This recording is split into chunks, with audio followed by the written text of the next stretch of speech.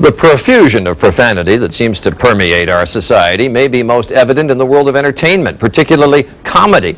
So is it surprising or not surprising that something of a backlash to all the cursing is coming in comedy? Here's ABC's Brian Rooney. A handful of comedians have found a new way to shock their audience. They tell clean jokes. I know half of you are looking at me like, hey look, Bill Clinton and Fabio had a kid. There is an enormous market for clean comedy at church gatherings, schools, corporate dinners, and fundraisers. Good evening, I'm Tom Brokaw for the NBC Nightly News.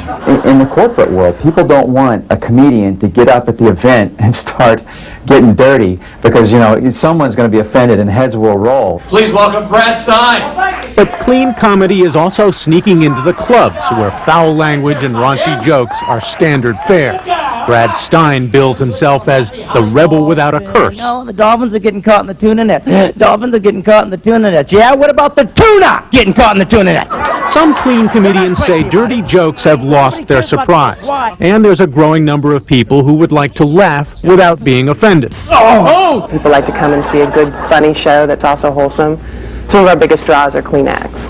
Adam Christing, a sometimes comedian himself, has created a thriving talent agency booking clean comedians. People say, what? Clean? I didn't know clean and comedy could go together. But they can. It's just harder to make it work.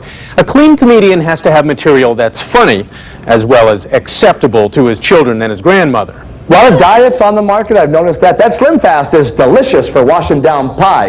You know it's challenging to be creative and to hit the funny bone and to be hilarious without going for the cheap laugh. Of course, the toughest rule of comedy still applies. Thanks for laughing, ma'am. I appreciate that. Make them laugh or you'll die up there. Brian Rooney, ABC News, Hollywood.